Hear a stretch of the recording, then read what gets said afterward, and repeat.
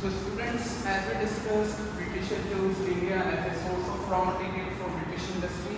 For that, they introduced duty or tax-free export of raw material to Britain. They used India as a market for the British finished goods. So again, duty or tax-free imports of British finished goods in India. And finally, they destroyed Indian handicraft business because it was a tough competition for their products. So उसको destroy करने के लिए they told or they made heavy taxes on Indian handicraft goods export. ये इस चीज को, इस section को बेटा हमेशा के लिए अपने दिमाग में फिट कर लो. अगर ये चीज आपके दिमाग में क्लियर है तो आप आसानी से इस चैप्टर को डील आउट कर सकते हो. अब देखिएगा, हम इस पूरे चैप्टर को 5 डिफरेंट चीजों में बांट के या 5 डिफरेंट सेक्टर्स में बांट के पढ़ रहे हैं. हम पढ़ेंगे एग्रीकल्चर के बारे में, इंडस्ट्रीज के बारे में, फॉरेन ट्रेड के बारे में, डेमोग्राफी के बारे में और ऑक्यूपेशन स्ट्रक्चर के बारे में. All these at the eve of independence, यानी हम पढ़ रहे हैं 15 अगस्त 1947 के टाइम जब इंडिया इंडिपेंडेंट हुआ था. आज के तारीख में नहीं पढ़ रहे हैं, ये सब बैक डेट में चल रहा है. एक और बात मैं फिर से बता दूं, पिछले वीडियो में मैंने बोला था कि ये सब एक दिन की प्रोसेस नहीं है, ये 200 साल की लंबी कहानी है जो हम एक्सपेक्ट करके 1947 में पढ़ रहे हैं. तो देखिएगा, एग्रीकल्चर सेक्टर के बारे में बात करूं at the eve of independence, तो सबसे पहली बात है हमारा प्रोडक्शन एज वेल एज हमारी प्रोडक्टिविटी और आउटपुट. प्रोडक्शन का मतलब होता है बेटा total output of the crop, और प्रोडक्टिविटी का मतलब होता है आउटपुट पर hectare, output of the crop per hectare. हम इसको दुनिया के किसी भी नेशन से कंपेयर करें उस वक्त के, तो भी हमें बहुत कंपैरिजन में लो डेटा देखने को मिलेगा. There is a table in your notebook, जो मैं नोट्स आपको भेज रहा हूँ उसमें आपको एक मैं टेबल बना के भेज रहा हूँ जिसके अंदर आपको देख सकते हो कि 1947-48 के टाइम पे दुनिया के अदर इकोनॉमी से, दुनिया की दूसरी कंट्रीज से हम अपना कंपेयर करते हैं तो हमारा आउटपुट और हमारा total output as well as हमारा पर हेक्टेयर आउटपुट दोनों बहुत लो आता है. Number 2, Indian agriculture output was totally uncertain because it was depending on the rainfall. इसके पीछे रीजन ये है कि ब्रिटिशर्स को पता था अगर हमारा एग्रीकल्चर सेक्टर अच्छा डेवलप रहा तो आगे जाके हम उनको एक टफ चैलेंज दे सकते हैं. तो उन्होंने इंडिया में एग्रीकल्चर सेक्टर को बर्बाद करने की शुरुआत की, और इसके लिए एक चीज उन्होंने कहा कि इंडिया में उन्होंने परमानेंट मीन्स ऑफ इरिगेशन यानी सिंचाई की फैसिलिटीज डेवलप नहीं होने दी. उन्होंने बहुत कम रिवर प्रोजेक्ट्स बताए, उन्होंने बहुत कम मल्टीपर्पज डैम प्रोजेक्ट्स बनाए ताकि इंडिया की एग्रीकल्चर उतनी डेवलप नहीं हो पाए. हम सब जानते हैं प्राइमरी सेक्टर होता है एग्रीकल्चर, प्राइमरी सेक्टर से ही रॉ मटेरियल मिलता है सेकेंडरी इंडस्ट्रीज के लिए. तो उन्होंने सीधी बात है कि इंडिया में इरिगेशन फैसिलिटीज डेवलप नहीं होने दी. वहाँ क्वेश्चन आ सकता है बेटा, why Indian agriculture is still uncertain, या is facing uncertainty because dependence on the rainfall. और इसके पीछे का रीजन कि ब्रिटिशर्स ने हमारे यहाँ permanent means of irrigation develop नहीं किए. Okay, next is subsistence farming. बेटा फार्मिंग दो तरीके की होती है, एक होती है सब्सिस्टेंस फार्मिंग, एक होती है कमर्शियल फार्मिंग. सब्सिस्टेंस फार्मिंग उस फार्मिंग को कहते हैं जिसमें फार्मर मार्केट के लिए क्रॉपिंग नहीं करता, वो अपने और अपने परिवार की ज़रूरतों के लिए जितना उनका फीडिंग है, जितना उनका डोज है, जितना उनकी एनुअल कंजम्पशन है उसके हिसाब से प्रोडक्ट करता है. वो ये नहीं देखता कि एक्स्ट्रा प्रोडक्ट कमा के या एक्स्ट्रा प्रोडक्ट बना के एक्स्ट्रा क्रॉप उगा के मैं उसको मार्केट में बेच के पैसे कमा सकता हूँ. नो, इंडिया के लोगों की, इंडिया के फार्मर्स की उस समय एक सिंपल सी अप्रोच थी कि हमें फार्मिंग किस लिए करनी है, क्योंकि इस फार्मिंग से हमें हमारा पेट भरना है. हाँ, ये जरूर है कि ब्रिटिशर्स ने ही हमें समझाया कि बेटा कमर्शियल फार्मिंग नाम की भी चीज़ होती है.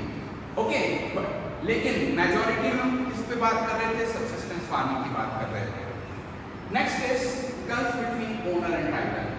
Gulf between owner and title का मतलब है ओनर वो पर्सन जिसके नाम पे जमीन है, टाइटल जो उसके ऊपर एक्चुअली खेती कर रहा है. टाइटल वर्ड जो है ना बेटा वो टाइल वर्ड से बना है, TILE. टाइल का मतलब है खेतों में जो हल के थ्रू जमीन की जुताई होती है, जमीन को अपन अप डाउन करते हैं और लेटर ऑन सीड्स वगैरह बोते हैं, उस प्रोसेस को इंग्लिश में बोलते हैं टाइल. तो ये टाइल करने वाला पर्सन कौन होता है? टाइलर, जो खेत को जोत रहा है.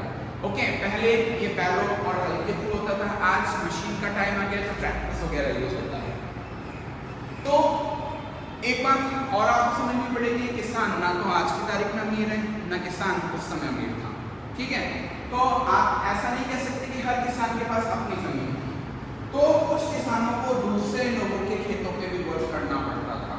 तो आप खुद समझ सकते हैं कि क्या आपको आज की तारीख में जब हम इतने इंडिपेंडेंट हैं, इतने हम लिटरेट हैं, तब भी हमारे किसानों के साथ जो लैंडलेस लेबर की तरह वर्क कर रहे हैं उनके साथ बहुत सारा एक्सप्लॉइटेशन हो रहा है। तो उस समय जब बिल्कुल लिटरेसी रेट जीरो थी, एजुकेशन नहीं था, लॉज नहीं थे, तो उस समय रिलेशन अच्छे हुआ करते थे। बिल्कुल ऐसा नहीं है। इसके पीछे रीजन है लैंड रेवेन्यू सिस्टम, जमींदारी सिस्टम जो ब्रिटिशर्स ने लॉन्च किया था। ब्रिटिशर्स ने इंडिया में एक खास तरीके का लैंड रेवेन्यू सिस्टम लॉन्च किया, लैंड रेवेन्यू मॉडल लॉन्च किया, जिसको आज भी हम जमींदारी के नाम से पहचानते हैं। हाँ, आज की तारीख में जमींदारी सिस्टम बिल्कुल बैन हो गया, जमींदारी या जमींदार खत्म हो गए, लेकिन इंडिया में एक लंबे टाइम तक जमींदार एक्टिव रहे और ये जमींदार किसकी देन थे? ब्रिटिशर्स की। जमींदारी सिस्टम में एक ट्रायंगुलर रिलेशनशिप था जिसमें 3 पर्सन्स इन्वॉल्व थे, ब्रिटिशर्स, जमींदार और टाइगर। अब ब्रिटिशर्स ने जमींदारों को कह दिया कि you are permanent owner of the soil, permanent owner of the land, जमीन हमेशा के लिए आपकी होगी और इस जमीन के बदले हर साल आप हमें एनुअल फीस बोलो, एनुअल लगान बोलो या एनुअल कोई भी चार्जेस बोलो, वो फिक्स सम हमें दे देना। पहला पॉइंट बता देता हूँ जमींदारी सिस्टम में। पहला पॉइंट, जमींदारी सिस्टम ट्रायंगुलर रिलेशन था 3 पार्टीज के बीच में। ब्रिटिशर्स ने जमींदारों को कह दिया कि जमीन हमेशा के लिए आपकी होगी, इसके बदले आप हमें साल भर में एनुअल फीस दोगे, एनुअल चार्जेस दोगे, एनुअल लगान बोलो, किसी भी नाम से आपको एक सर्टन अमाउंट हमें ब्रिटिशर्स को पे करना है, यानी जमींदार ब्रिटिशर्स को देगा। उसके बाद ब्रिटिशर्स ने जमींदारों को पूरा पावर दे दिया कि अब इस जमीन पे कितना काम करवाना है, क्या फसल उगानी है, कैसे फसल उगानी है, कितने मजदूर लगाने हैं, कितने किसान लगवाने हैं, उनको आप कितने घंटे काम कराओगे, उनको आप क्या फैसिलिटीज दोगे, उनसे कितना वर्किंग कराओगे, इससे हमें कुछ लेना देना नहीं है। हमें इससे मतलब है कि साल भर का हम जो आपसे अमाउंट चाहते हैं वो हमें मिल जाए। यानी उन्होंने जमींदारों को फ्री हैंड छोड़ दिया और जब जमींदारों को इतनी लिबर्टी मिल गई तो उन्होंने टाइगर्स को पूरी तरीके से एक्सप्लॉइट कर दिया। More working hours, less payments, less breaks और पुरानी मूवीज आपने बेटा सब में देखी हुई है। जमींदार क्या करते थे? किसानों के पास खेती नहीं है, पैसा नहीं है, उनको किसी तरीके की रिक्वायरमेंट है, उनकी जमीन जायदाद के कागजों पर अंगूठा लगवाया, क्योंकि भाई आज की तरह वो इंडिपेंडेंट पढ़े लिखे तो होते नहीं थे कि बायोमेट्रिक प्रिंट्स और ये सब होंगे या सिग्नेचर होंगे। अंगूठा लगवाया, फर्जी कागज बनाए, ब्याज पे ब्याज चलते रहने दिया और बंधुआ मजदूर बना दिया। ये सारा जो हमने मूवीज में देखा हुआ है ये वही स्टोरी चल रहा है।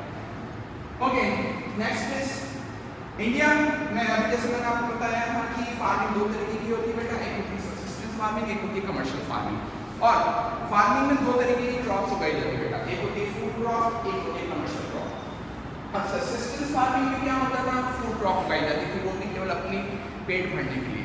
लेकिन ब्रिटिशर्स ने हमें समझाया कि कमर्शियलाइजेशन थ्रू फार्मिंग था और उन्होंने फोर्स्ड कमर्शियलाइजेशन किया। फोर्स्ड कमर्शियलाइजेशन का मतलब है उन्होंने ये तो हमें समझा दिया कि भाई कमर्शियलाइजेशन करना चाहिए एग्रीकल्चर को बिजनेस एक्टिविटी के तौर पे लो, लेकिन उन्होंने वो बिजनेस एक्टिविटी हमारे फायदे के लिए लॉन्च नहीं की, वो उन्होंने खुद के फायदे के लिए लॉन्च की। कैसे? सबसे पहले उन्होंने हमें फोर्स किया। अब देखो अंग्रेज है तो हमसे वो रिक्वेस्ट नहीं करेंगे, क्यों? सीधी सी एक बात है, राजा कभी भी प्रजा से रिक्वेस्ट नहीं करता। अंग्रेज हमारे ऊपर राज कर रहे थे, ओके? तो इसका सीधा सा मतलब वो हमसे रिक्वेस्ट नहीं करेंगे, वो सीधा सा हमें ऑर्डर करते थे कि आपको ये करना पड़ेगा, ओके? और ऐसा नहीं है कि उस समय इंडिया के पास अपनी खुद की फ्रीडम थी तो हम, ओके, कुछ लोग उनका अपोजिशन भी करते थे, लेकिन हम जानते हैं कि हमने सब कुछ देखा हुआ है। हमारे यहाँ बहुत सारे पॉलिटिकल लीडर्स भी थे, क्रांतिकारी भी थे, लेकिन सीधी सी बात है जनता में हर पर्सन क्रांतिकारी नहीं होता है, जनता में हर पर्सन वो नहीं होता है जो अपोज करेगा जाके। तो पॉइंट इज उन्होंने हमें फोर्स कमर्शियलाइजेशन ऑफ एग्रीकल्चर के लिए कैसे फोर्स किया? तो सबसे पहले उन्होंने कमर्शियल क्रॉप्स उगाने के लिए हमें फोर्स किया। कमर्शियल क्रॉप्स 2 क्रॉप्स हैं जो उनकी इंडस्ट्रीज के लिए रॉ मटेरियल बनेगी, जैसे जूट हो गया, कॉटन हो गया, ब्लू, इंडिगो, नील जिसको हम बोलते हैं। सबसे ज़्यादा उन्होंने हमारे को नील यानी ब्लू के जिसको हम कह सकते हैं कि प्रोडक्शन के लिए मोटिवेट किया। इंडियन फ्रीडम हिस्ट्री में एक आपने चंपारण सत्याग्रह के बारे में पढ़ा होगा अपनी प्रीवियस क्लासेस में। वो उसी के लिए किया गया था। नेक्स्ट इज उन्होंने एक चीज हमें और समझाई कि भाई अगर आप हमारे पे कमर्शियल क्रॉप्स उगाओगे, जो क्रॉप्स हम कह रहे हैं वो उगाओगे, तो हम आपको उसका एडवांस पेमेंट दे देंगे।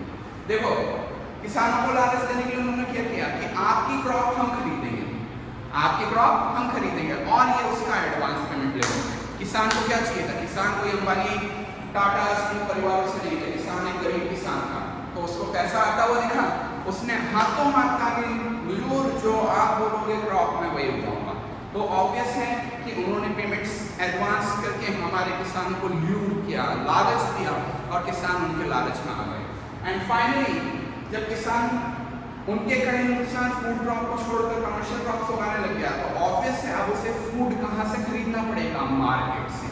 यानी पहले फूड के लिए उसको मार्केट की तरफ नहीं जाना पड़ता था, उसके घर परिवार में इतनी फसल हो जाती थी कि वो उससे अपना काम चला जाता था। लेकिन अब क्योंकि फूड क्रॉप तो उसने उगाई नहीं, तो अब उसे मार्केट की तरफ जाना पड़ेगा। सो ओवरऑल उन्होंने एग्रीकल्चर को डिस्ट्रॉय, डैमेज कर दिया।